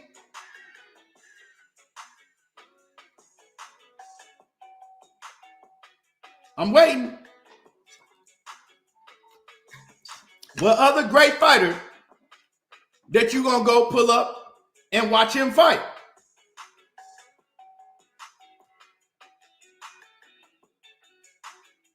You're not gonna pull up one because it ain't one. And my man Keith James in the building, he say, there you go talking that boxing again. Yeah. Exactly, Jay Swift. It ain't one. You know what I'm saying? It's Nathan, nothing, nada. And he's had a chance. He has a chance to change that. He had a chance to change that. He's had several chances to change that. Now, if Virgil Ortiz, once again, if Virgil Ortiz goes and looks great against Stanionis, and we get a fight with Virgil Ortiz and Terence Crawford, I like that fight. But if we see Virgil Ortiz barely beat Stanionis or get a gift decision against Stanionis, I guarantee you that Bud Crawford will break his goddamn neck to fight Virgil Ortiz. He gonna do, if Virgil Ortiz don't look good against Stanionis, and Stanionis exposes Virgil Ortiz, but still comes out with a razor, you know what I'm saying, razor thin victory. Oh yeah, Crawford is gonna break his neck to fight Virgil Ortiz. He gonna do everything he can to fight Virgil Ortiz after that. But if Virgil Ortiz go and look fucking very good and stop Stanionis, we're gonna have the same problem getting that fight with Virgil Ortiz that we did with Errol Spence. And like I said, do I like if Virgil Ortiz gets past Stanionis and looks good doing it? Do I like Virgil Ortiz and Bud Crawford? I like that fight. Hell of a fight. The best that would be the best opponent that Terence Crawford got in the ring with, by far.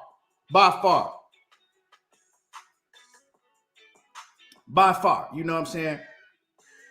Be the best opponent that Terence Crawford ever got in the ring with by far. Not even close.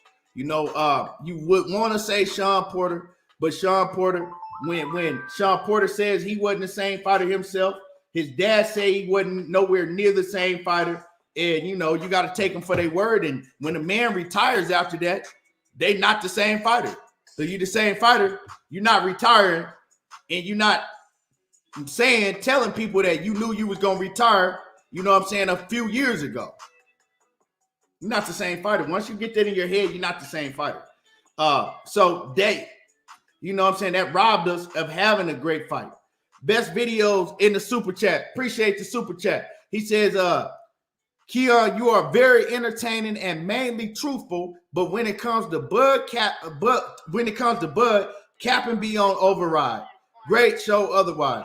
Well, I mean, I can definitely drop you the link, and you can definitely come up here and hold the panel down and tell everybody why am I capping. How am I capping on Bud? So best videos. If you want the link, you could do yourself a favor. Come up here and let everybody know.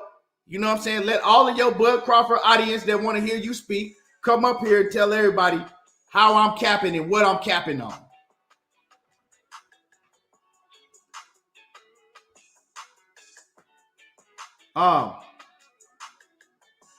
Warriors Boxing LLC said, once you fight Earl, you're not the same fighter. And, you know, the thing is right, he's not even putting himself to the test. He don't want to put himself to the test. You feel me? He see what Earl do. He see what Spence do to all these other fighters. And Bud Crawford, instead of just saying, you know what, I'm going to go another route, he wants to pretend like he wants to smoke. He want to do that na-na-na boo-boo shit and then go hide and duck. Ha-ha, you can't find me. And then pop out of the goddamn fucking bushes, laughing and shit, pointing, and then run and hide again. Ha-ha, he can't find me. Bro, stop all that bullshit.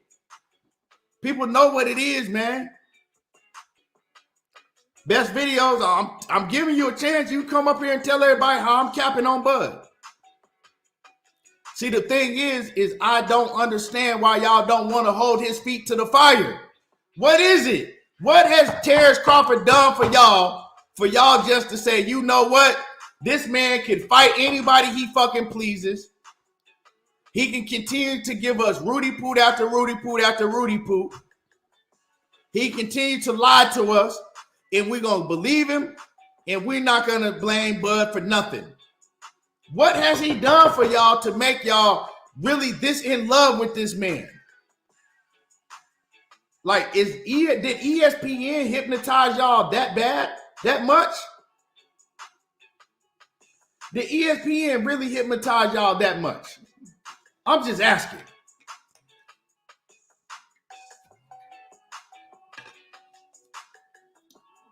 So, let's go back to Jose Benavidez, right? Bud Crawford fought Jose Benavidez. Jose Benavidez put up a hell of a fight against Bud, got caught in the last round and got stopped. Before that, you know, shit, the first 6 rounds, Jose Benavidez was, you know, to some people, he was winning against Crawford. And then Jose Benavidez's knee blew out, and, you know, he really didn't have no lateral movement. He really couldn't do too much in that fight. He was straight forward and straight back. So Crawford was able to take advantage of that, right?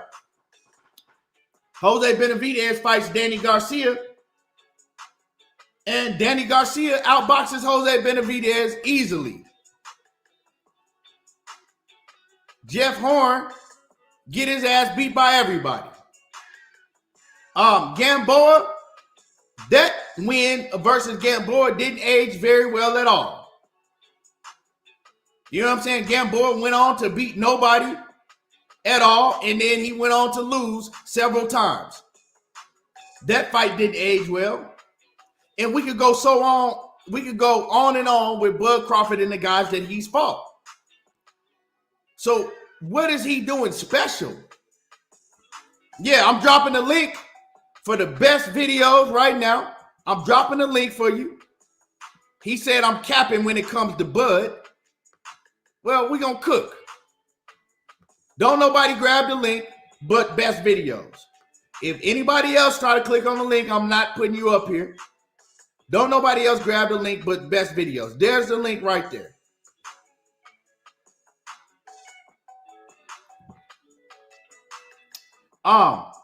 Yeah.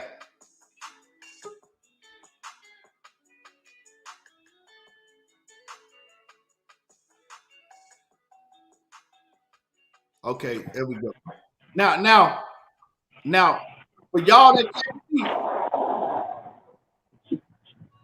that can't see, his name is Terence Best Videos, right?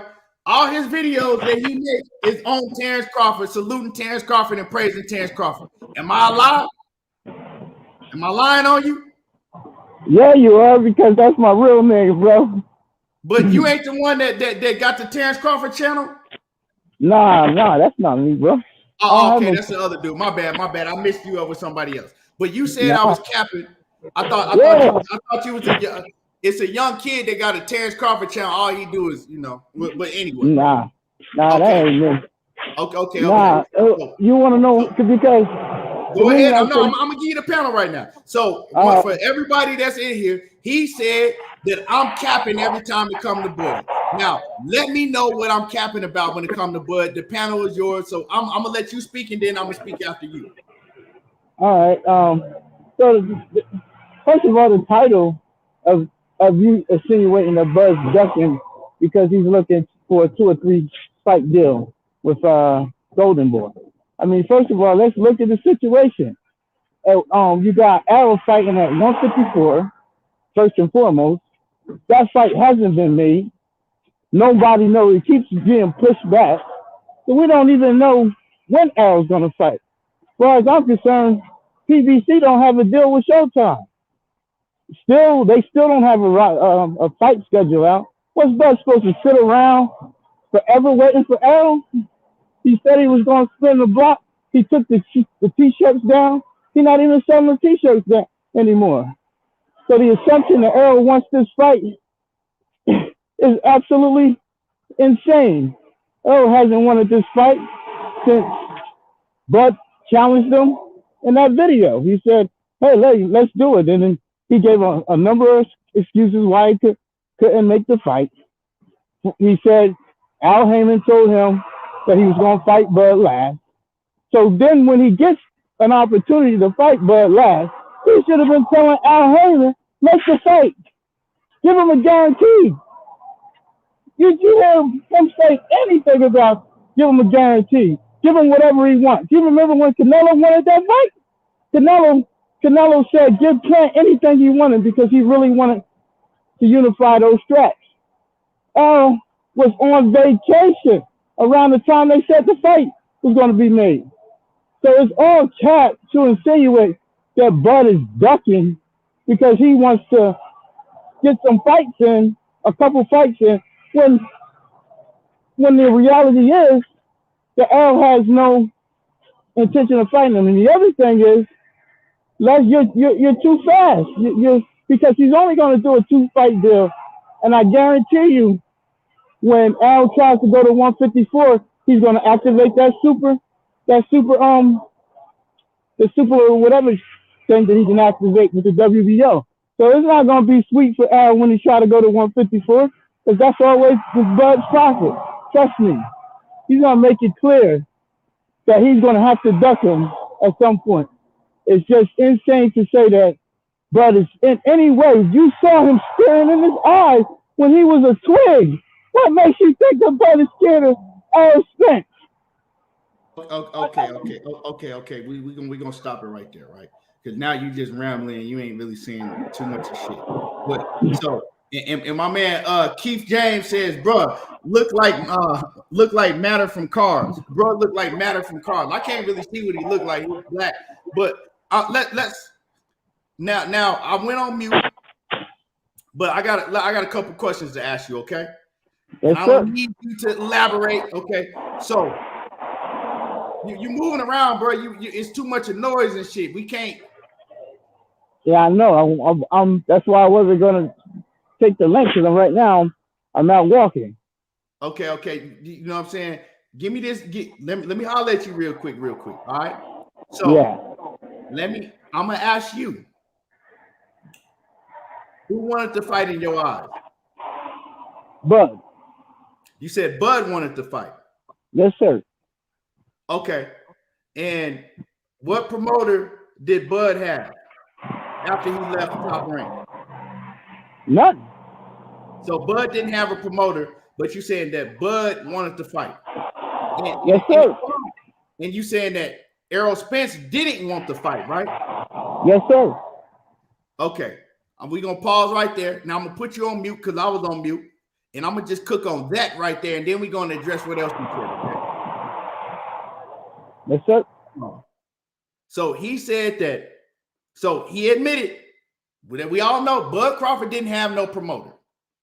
So he says Bud Crawford with no promoter, he is the one who wanted the Errol Spence fight but Errol Spence didn't want to fight. So if Errol Spence didn't want to fight Bud and Bud had no promoter, how did they start negotiating?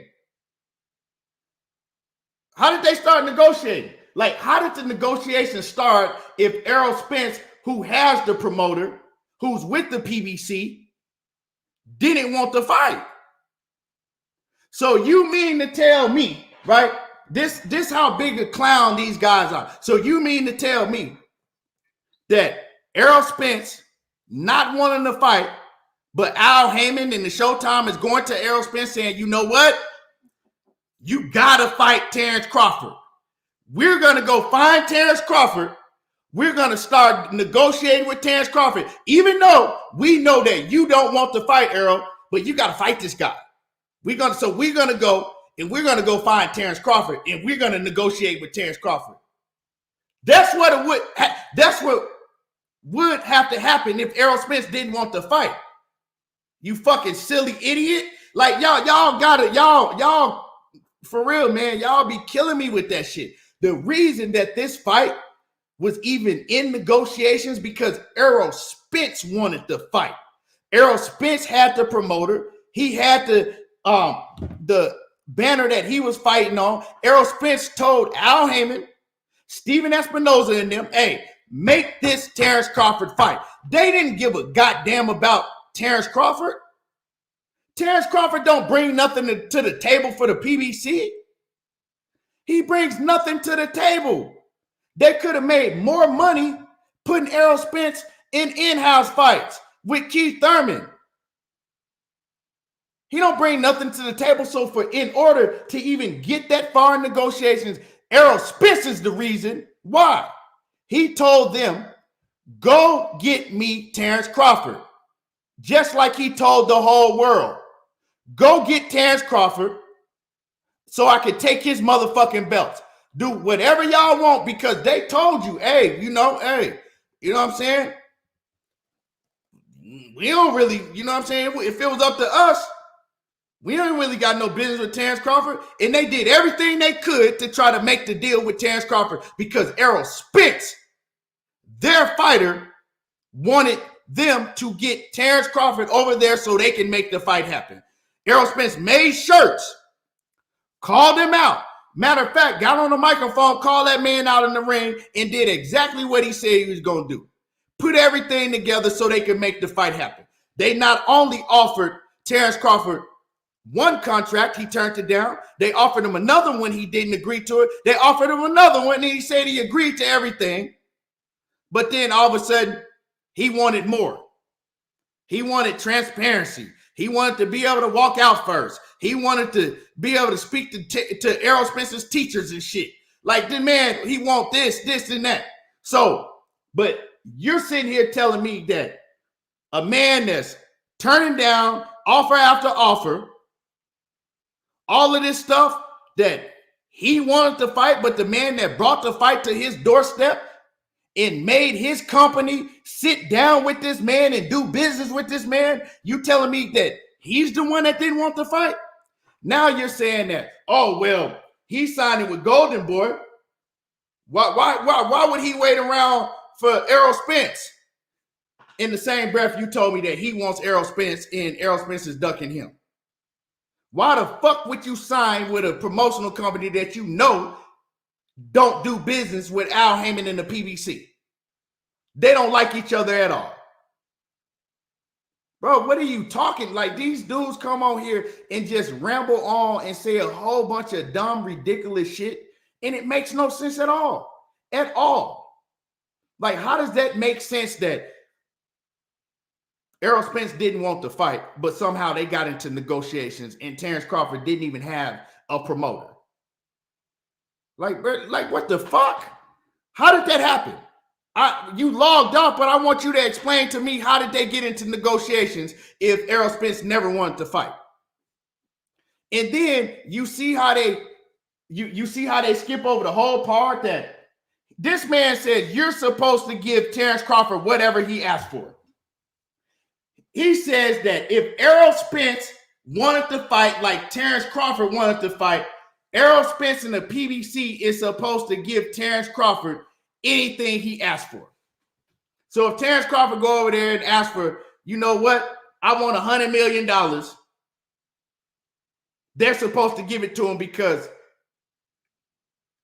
he wants to fight, but Errol Spence don't want to. Bro, you don't even fucking make sense. You don't even make sense, bro. Like, that shit just sounds complete ignorant. You sound complete ignorant, bro. You just came up here and made a donkey of yourself.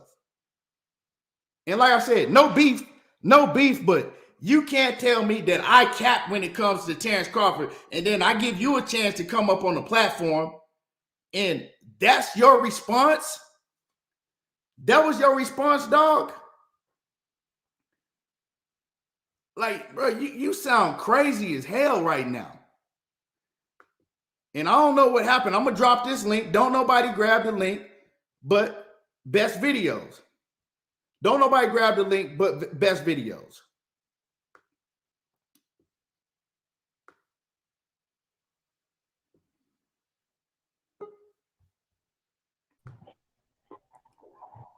Now, best video.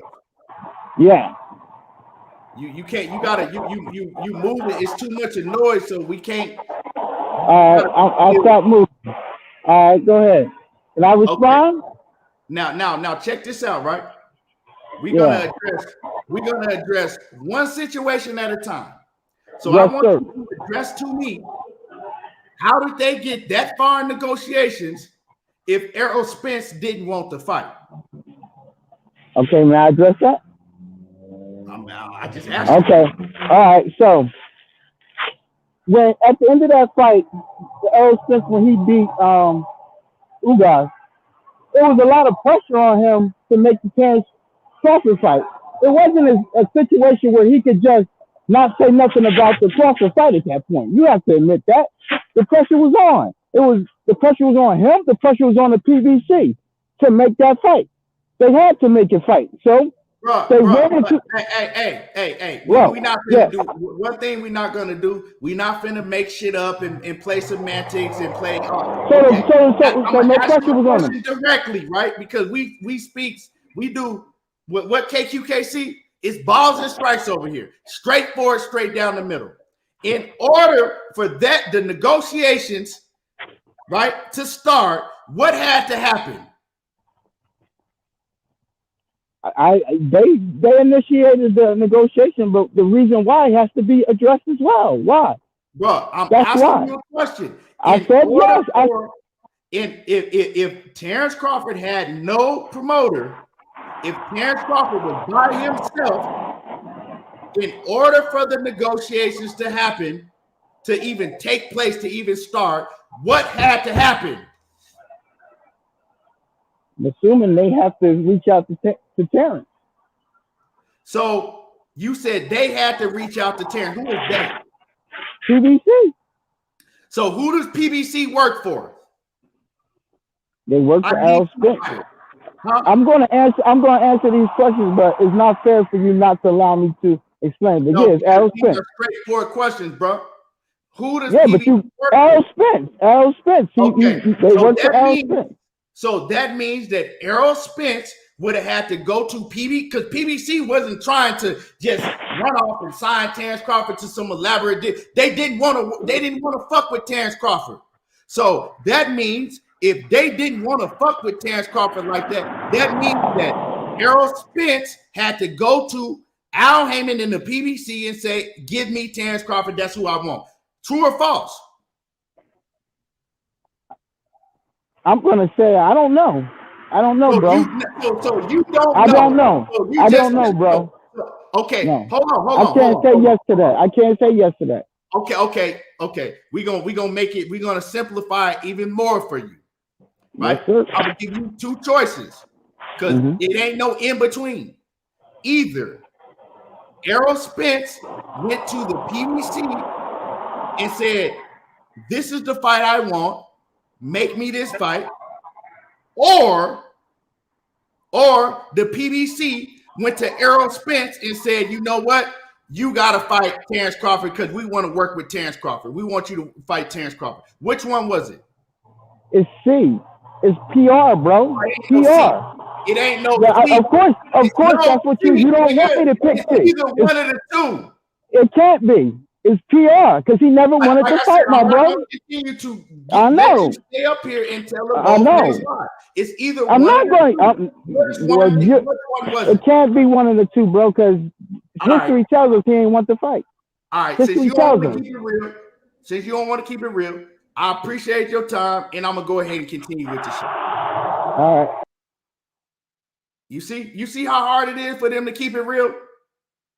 You see how hard it is for these Terence Bud Crawford fanatics to keep it real. This man didn't even want to admit that in order for negotiations to start taking place, Errol Spence had to be the one to tell them, you know, this is the fight I want. Go out and get me this fight.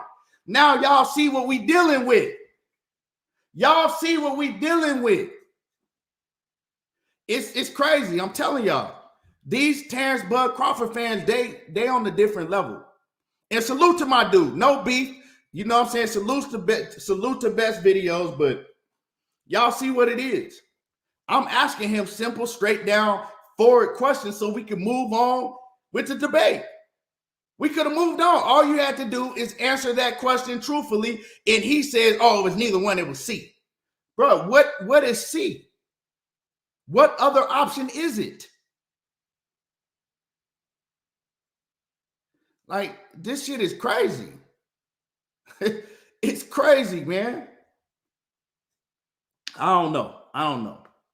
That's why, like, I don't even like arguing with these, you know, diehard delusional Terence Crawford fans, because they'll do anything they can not to have to hold Terence Crawford's feet to the fire when it's plain and simple. This man just came up and told me that Errol Spence has been ducking Terence Crawford since they both met up backstage. Errol Spence is terrified of Terence Crawford, and he's been running from Terence Crawford. And Terence Crawford gets to fight all of these C-level fighters. He gets to go and do business with Golden Boy. He gets to run out the back door and fight David I've been sneezing, and they still won't hold his feet to the fire. They still tell you that everybody is afraid of Terence Crawford and nobody wants to fight him, including Errol Spence. I mean, what else what else can I say? What else can I say?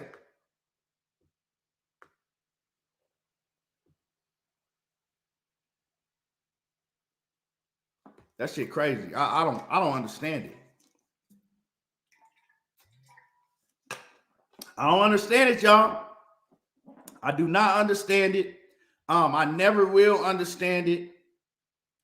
And you can't make it make sense even if you try to. I wasn't asking that man nothing complicated. Those were simple questions. Simple questions.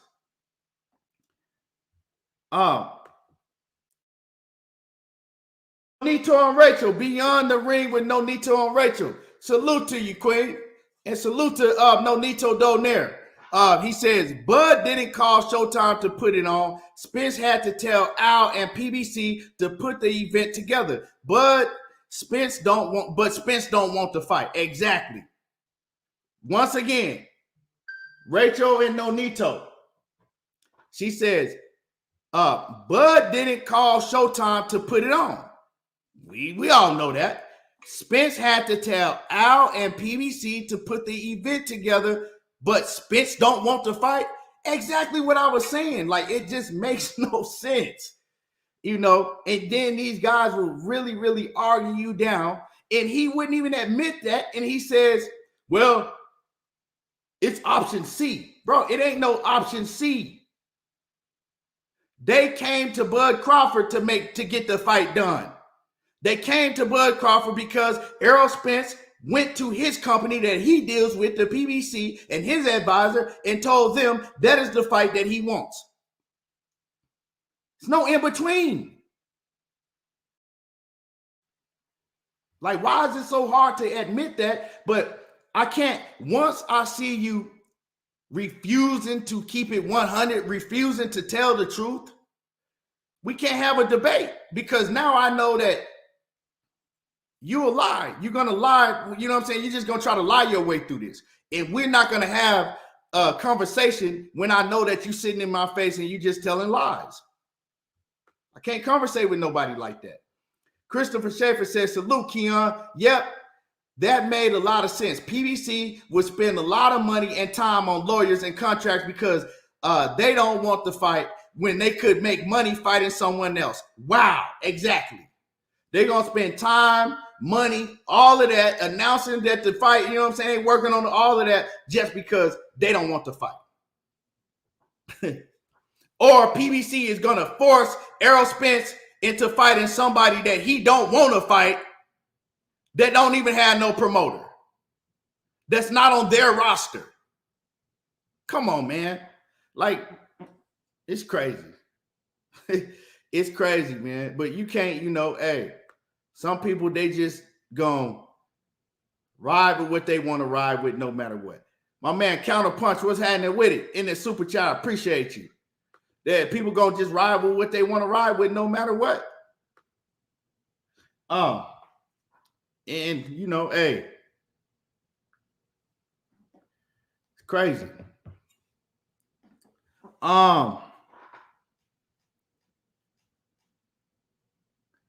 But you know, and the thing is like fucking with Bud Crawford, it messed their whole, like all them fighters was waiting on Bud. You got to think Tank was waiting on Bud. Speedy Rashidi Ellis was waiting on it. Boots was waiting on, like they had all these fighters waiting on to see what Bud and Crawford was doing. All those fighters, they had basically a whole roster waiting around, right? Putting whatever they wanted to do on hold to see what Bud and Crawford was going to do. When was the Bud Crawford and Errol Spence pay-per-view going to land? All of them fighters was waiting. All of them pay-per-views was waiting. But you know, can't, hey, like my daddy used to, like my daddy say, you know, hey, some niggas you just can't tell them shit. Can't tell them shit. But anyway, man, I appreciate y'all for coming through. We've been on here for 2 hours. Y'all smash the like button. If you in the building, get the likes up. Smash the like button. Great show. We will be back tomorrow cooking again. Be on the lookout for the content I drop. And like I said, in the words of my great brother, Ricky Williams, this dude don't want to fight. The fight ain't happening. The fucking fight ain't happening. This guy, Bud Duck Crawford, he don't want to fight. And salute to Ricky Williams. Stand on your square, Ricky. Don't let nobody ever get you off your square again when you say that he don't want to fight and the fight ain't happening. With that being said, salute to all of the kings and the queens. And excuse me. With that being said, salute to all my kings and queens in the building. I will be back tomorrow, and y'all already know how I do. There you go, talking that boxing again, and I'm gone.